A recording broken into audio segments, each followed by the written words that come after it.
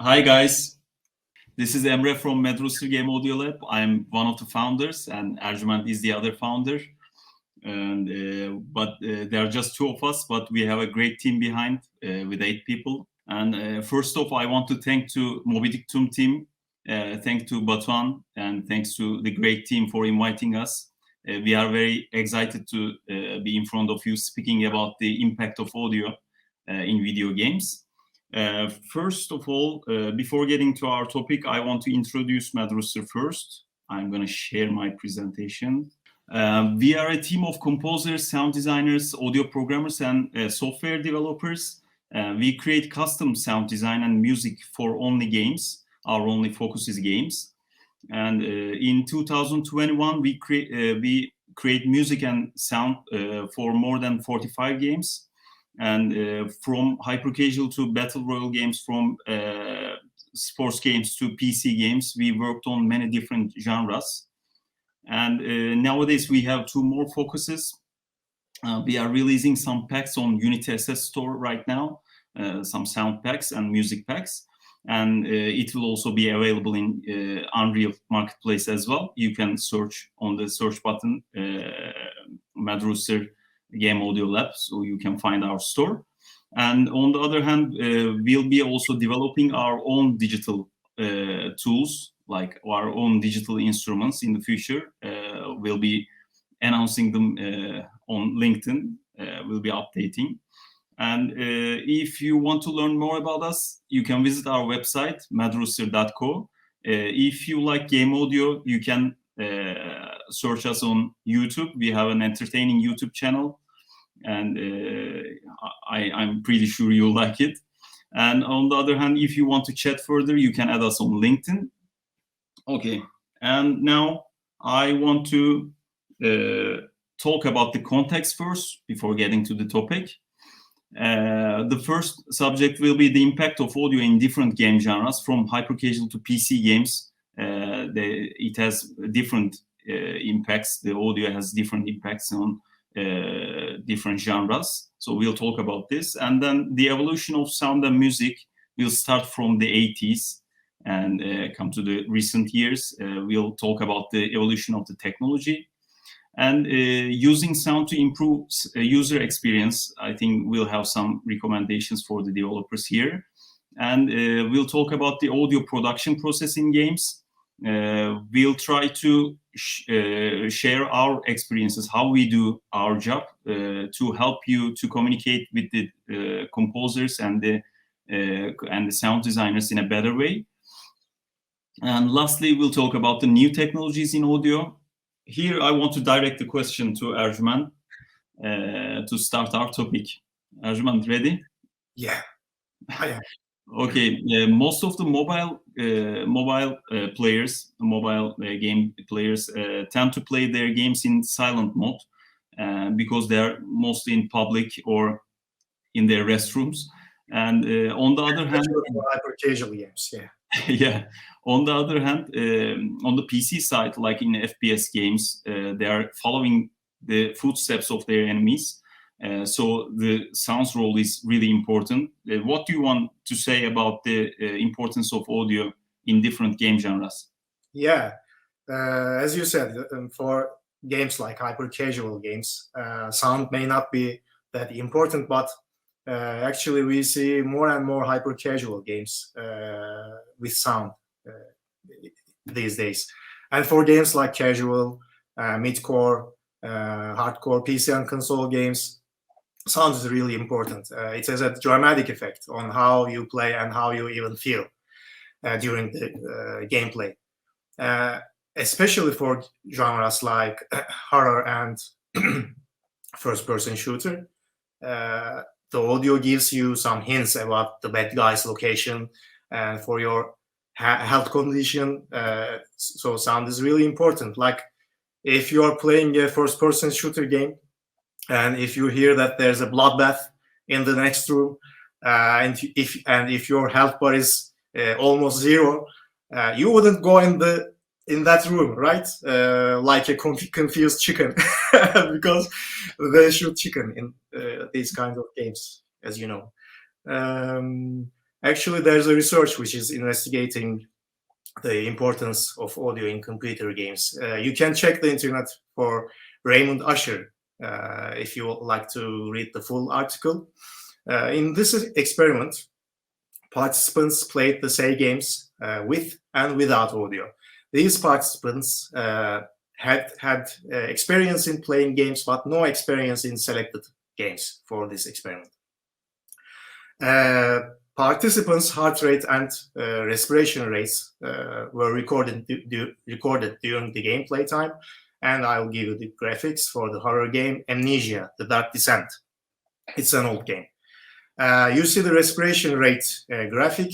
The blue line is the audio group. We can see how the audio group had a greater respiration rate overall. And if we check the heart rate for the audio versus no audio groups, again, the blue line is the audio group. The graph shows that the audio group had a consistently higher heart rate throughout the gameplay session. Actually, as you see, at some point, looks like they had a heart attack at some point, and they couldn't continue playing. This experiment clearly demonstrates the effect of audio in games. The audio group obtained significantly higher heart rate and respiration rates compared to the no audio group during the gameplay. And please note that not much happening in the section of the game. No enemies, no fighting, no action, just exploring. And I think this is impressive. And even in hyper-casual games, the audio has an effect on retention, if it's done right. Yeah, right, Emre? Yeah, actually, we have the evidence that the retention rates increased according to using the audio in even hyper-casual games. And I think it become like a red ocean in even hyper-casual genre.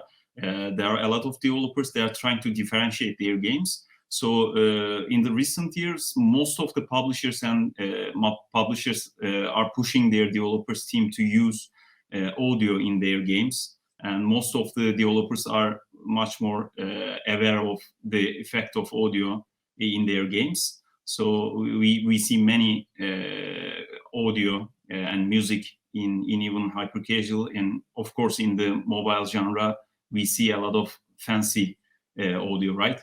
Yeah, we give lots of sound effects and music for hyper-casual games. Yeah.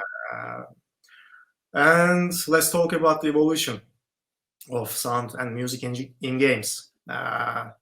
Since the early days, audio has been accompanying video games. We heard noises and simple melodies coming out of a tiny chip on an onboard console. Chiptune music is style, influencing composers and producers all around the world. And we come to a point where we hear really big productions, big budget music productions, which they record symphony orchestras. You can find the recording sessions of some cool video games soundtracks on YouTube and have an idea of the side of the production, like Genshin Impact. If we are talking about Genshin Impact, I think I can take the lead because it has one of my favorite soundtracks inside. Yeah. And I want to show the evolution. I want to describe the evolution of the technology by using Genshin Impact. Like 5 years ago, 10 years ago, we had no idea about we can download a game that is more than 5 gigabytes. But nowadays we can do that. There's too much going in the background, like regarding visuals, audio, and there's interactive music. The music changes according to the scene. And on the other hand, on the programming side, there are too much going on. So with these huge size games, we can get them in our mobile, even in our mobile. So that's a huge difference comparing with the 80s, actually 90s. And in Genshin Impact, they hired 2 full-scale orchestras. One is Shanghai Symphony, the other one is London Philharmonic, and also they hire some ethnic music players. And the total audio, like soundtrack team, is more than 200 people. So I'm just talking about the soundtrack actually. There are the marketing guys, the level designers, the programmers, the visual guys. So if you can imagine how huge the production is, and the thing is, we can play these kind of huge productions in our mobile. Like 10 years ago, we could only play them in our PCs or in home consoles like PlayStation, Xbox. But now we can hear those huge soundtracks in our mobile. And when we go back to the 80s, actually, the technology is much more different than this. We know the early consoles like Commodore 64, like Atari. And in the very early phases of these consoles, we could only hear 3 simultaneous sounds in one go.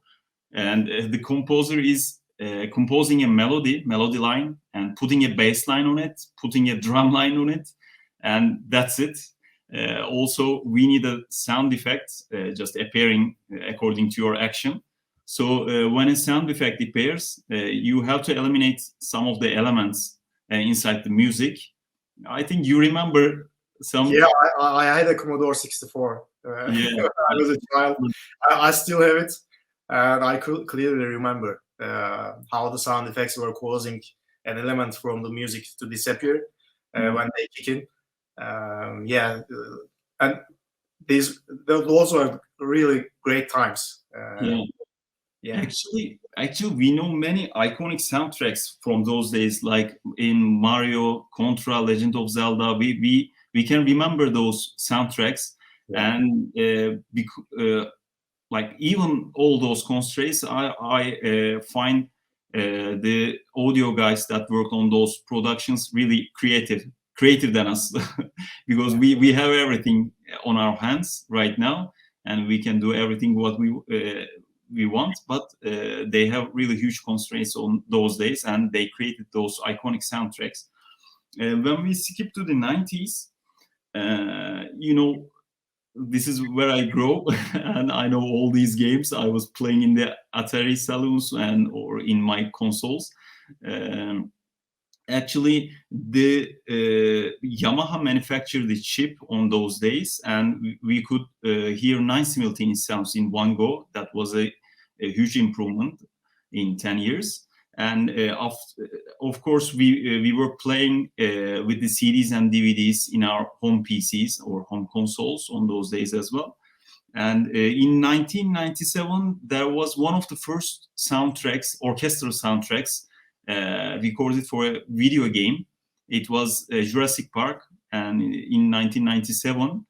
And after that day, actually the sky is the limit. We hear many orchestral or complex soundtracks nowadays. We can hear the interactive music or adaptive music. The technology went really dramatically, and by these examples, you can see the dramatic change in the technology and its impact in video game productions. Yeah, I want to hand it back to you. Yeah. Let's talk about how we use sound to improve user experience. We can accomplish very many different things with sound. As a game developer, you should definitely think about its capabilities for your project, because even a basic sound effect can make lots of difference. When you do something in real life, like walking, picking something, throwing that thing, or punching someone in the face, you your real life. you hear the sounds caused by these actions. So you need to hear something believable accompanying your in-game actions for an immersive experience. If you don't hear something when expected, there will be a big frustration. So we use sound effects, ambiances, music to define space, like how big is this space, alter players' emotions, drive attention to something, create mood, and also we use narration to help storytelling with the music. Sounds make everything more satisfying, rewarding, powerful, and most importantly, believable. music on the other hand has a dramatic effect on how the player feels throughout the game. And the defined sound palette has a very important role in achieving all these. Right, Emre? Yeah, I want to talk a little bit about that. Sound palette is very critical, and every developer and in every aspect of game, everyone should know it, I believe. So I will try to explain it. I will try to describe it with an example. Last year we created sound and music for a text puzzle game, and its target audience was elderly people who were trying to keep their mind active, and they were practicing. And on the other hand, when they were playing the game, they wanted to feel relaxed. That was our target audience. That was the mood we were trying to create. And then we, with the developer studio, we decided to create some soundtracks like you hear in a yoga session, like soft soundtracks. So we use soft sounds, some shiny sounds, but on the other hand, not distracting sounds.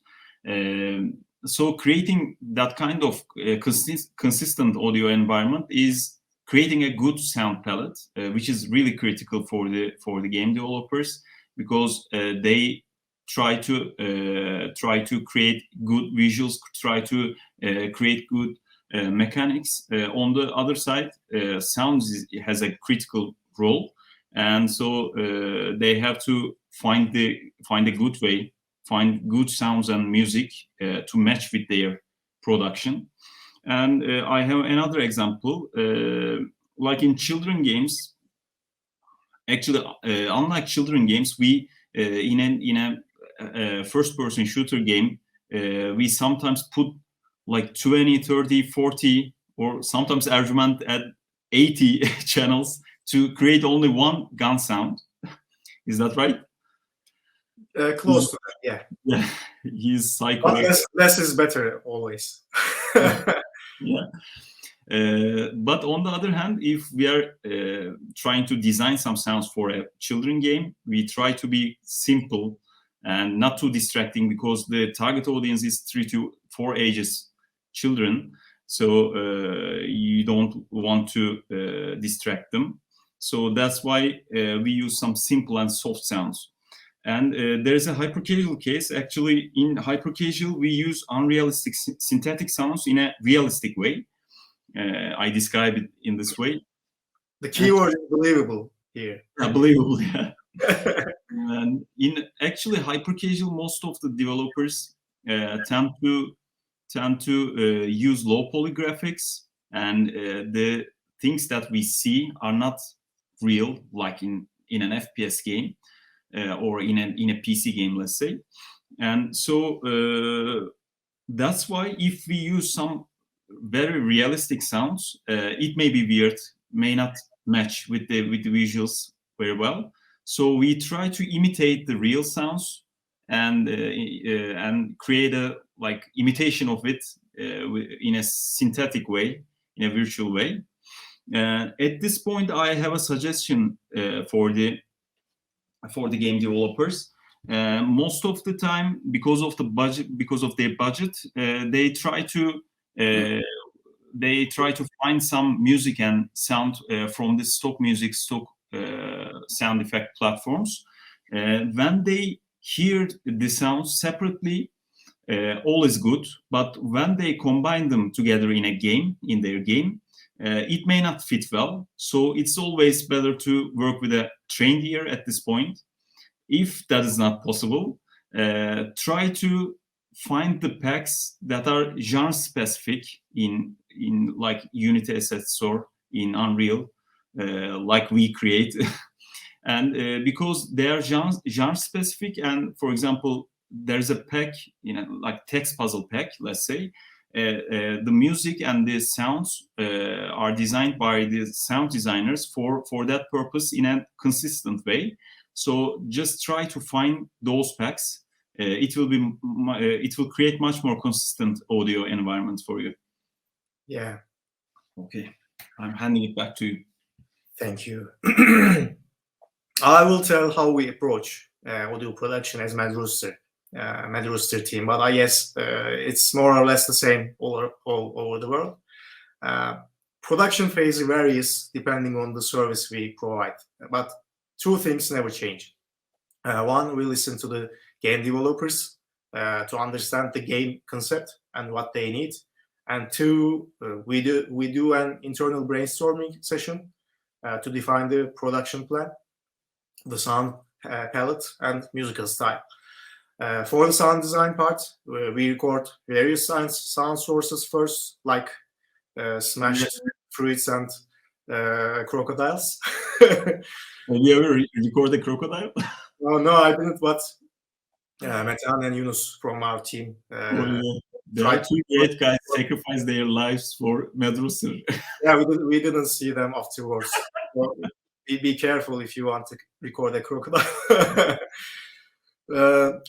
After recording these sounds, we clean and edit these recorded sounds because they are not usable in that format. And we start the creative sound design process in our digital workstations like Pro Tools, like Nuendo, like Logic Pro, Reaper. In this phase, we modify and layer a few sounds, as you mentioned before. Each adding its own sonic characteristics to the final design sound. And when the sound assets are ready to implement, we use audio middlewares like Wise and Fmode. These middlewares gives lots of control to the audio team. We can do most of the work completely independent from the game engine, from the developers, and we can build complex systems very quickly with no programming required. We do lots of tests during and after the implementation phase. When everyone is happy, our work is considered done. And for the music production, can you please jump to the next slide? Sure. And for the music production, we do a research on the defined musical style, the musical era, possible musical instruments that we can use during production. And we listen to many examples, lots of examples before we start scoring. We start playing a few notes. And then we prepare a demo and present to our team. And if everything sounds okay, we present it to our customer and begin the real production after approval. And if it's an adaptive music, we use audio middlewares again to implement and program the music. So Emre, would you like to talk about technological improvements? I want to add something to music side. Sometimes developers use some temp tracks, like temporary music, in their games. Just put a temporary track and then wants from the composer to compose something like that. And but sometimes they really stick to the temp tracks and once temp lab. They want the composer to create the same stuff. So actually, if you trust your audio team, just sometimes give the ropes to them. That may be one of my advices to the developer teams. Yeah. Okay. Lastly, I want to talk about the latest improvements in audio technology. Actually, we hear metaverse everywhere. The developers trying to build their universes, metaverses. And there will be a huge need in especially spatial audio, and actually, I mean the directional audio, 3D audio, because this is how we experience the world. Of course, we are now listening to music in stereo or mono formats, but having that 3D directional formats will feel us relaxed. Actually, there are some research about that. The 3D audio experience make people feel relaxed. So that's why there will be some improvements on the 3D, the spatial audio technology. and we'll see some meta instruments. Actually, we are building one nowadays. We are building a meta darbuka, and actually, people will be creating music or playing all together in the meta world. I mean, virtually, or maybe in a mixed way, like one of them is playing the real instrument and the other is playing in the metaverse world the virtual instrument. And when I'm doing my research, I saw that what was surprised me is that there are 38 million people that are blind in the world right now, and there are 285 million people that are visually impaired. And there will be a huge need on their entertainment side because they want to experience the gaming world. So I saw many narrative-based RPG audio games, and the technology went really in a better way. And last of all, we'll see more software-related technologies in the upcoming years. And maybe even if you don't have any talent on music, you'll be able to play something by dragging and dropping. Nowadays, there are some tools about this. And you will create your own effects. You'll create your own stuff in an easy way. And these are some of the latest improvements. I think we are done about the presentation, and we can get your questions. Yeah, I see the questions on the right side. Senem Utku is asking, can a very good game succeed without music? Of course, it can succeed. And it's okay to design that succeed without music. Sorry? There are some hyper-casual games that succeed. Yeah, of course. And it's okay to design your game to be played without sound, but you can provide a better experience if the player wants to play with music and sound. It's important to have that option in your game, I think. Yeah. It depends. Yeah. Sorry. And we are trying to provide an alternative world to the gameplay to the player because they are trying to escape from the world they are living in, and trying to be happy, trying to be scared, trying to get excited, and you can really make this feel more powerful with sounds. What do you think, Emre? Actually, with the music, we manipulate people's feelings. So at that point, I will give an example on films, the movies. And there are some art films that the directors doesn't want to use any music on because they want to emphasize the rolling, and they want to emphasize the other things that they want people to feel real. Actually, if there will be any productions on video game side, that can be possible in the future, and maybe there will be some successful games without music. And also, on the other hand, it is again genre specific. I think in some games, like basic games, like some hyper casual games, they may not want to use music, and it may not be a big huge problem. Like if you compare it with a PC game or a casual game. Okay, let's keep another question. Are you using FL Studio when making soundtracks? Our team uses different digital audio workstations.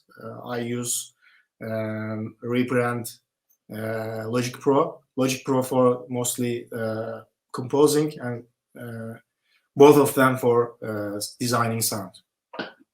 And also our team is using Pro Tools, Ableton. I think no one uses FL Studio, but I know people using FL Studio for game sound. Yeah, FL Studio is a old software, not old. I mean, it has newer versions, but it is easy to create some loops and music in those software. So when someone starts to want to start to create music, we suggest to use Ableton or FL Studio. It can be useful, but most of us use Logic and Reaper actually. The other question: are you guys familiar or using Fmod? Yes, we are using Fmod and Vice, depending on different games. Actually, there is an FPS game we are working on right now that we are using Fmod, and also a mobile game. Yeah, actually two mobile games that we are using Vice. Yeah, we use Vice for the mobile games, and we use Fmod for the FPS game because the game developers wanted so. Talha Bishkin is asking, what are the advantages of making original soundtracks for our games compared to stock soundtracks? First of all, when we are composing to a game, a custom composition, we are trying to get into the world of the game, so we can do much more than creating than picking some pre-composed, pre-produced music and throwing it into the game. We do many things at the background while composing sound and composing soundtracks and designing sounds. It should really match the world of the game. You can't really do this by using some stock music. But if there are more than one soundtrack for the game, and to create the consistent audio environment, it is, I think, essential to be custom. And on the other hand, we create some stingers, audio effects related to the tone or timbre of the soundtrack. So all the sound effects, stingers, and soundtracks will match the game, will fit very well. In terms of timbre and color, sound palette. These are the main reasons why we choose composing original soundtracks. Yeah. Any other questions? Thank you. That's all. Thank you so much for listening us. We'll see you then. Yeah, thank you.